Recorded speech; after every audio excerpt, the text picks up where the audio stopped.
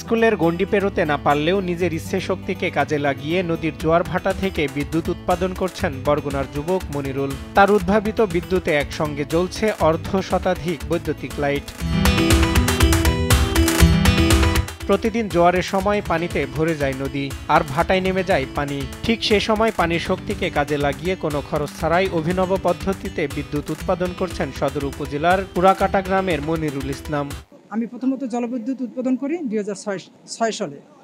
6 সালের পরে আমি 2024 সালে আমি একটা কৃত্রিম এয়ার প্রেশার ইঞ্জিন তৈরি করি।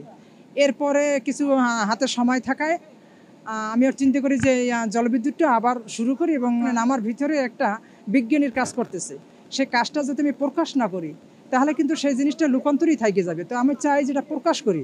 আমি যদি প্রকাশ করি দেখা যাবে যে আমার গবেষণায় সাকসেস হয়েছি, দেখা যাবে আরেকজনের গবেষণায় আরেকটু ভালো হবে।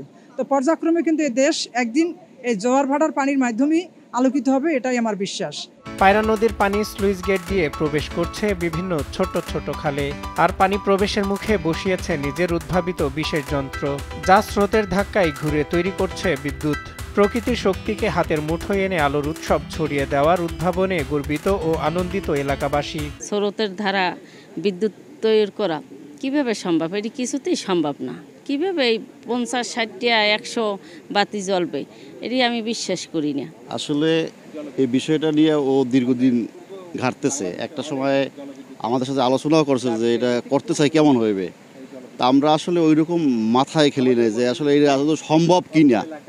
এখন আজকে যে আপনারাও দেখতেছেন, আমিও দেখতেছি যে এটা অলৌকিক একটা ঘটনা ঘটায় ফেলাইছে। আমরা এই গ্রামবাসী তার এই সাফল্যের জন্য খুবই উৎফুল্ল, খুবই খুশি।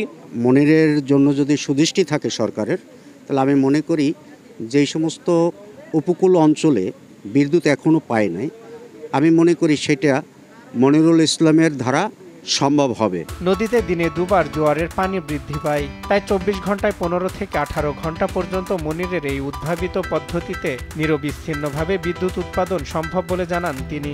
বাংলাদেশে আমরা সাগর উপকূল এলাকা থেকে 24 ঘন্টা আমরা 16 ঘন্টা বিদ্যুৎ উৎপাদন করতে সক্ষম হব।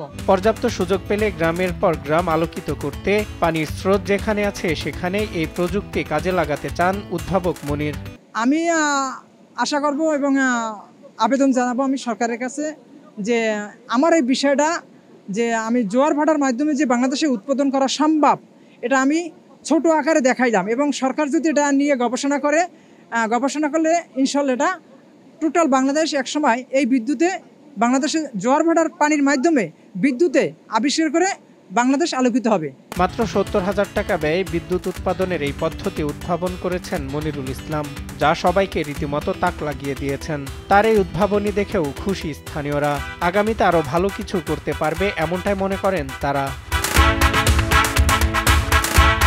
সজল বিশ্বাস, নিউজ ডেস্ক, দেশ টিভি।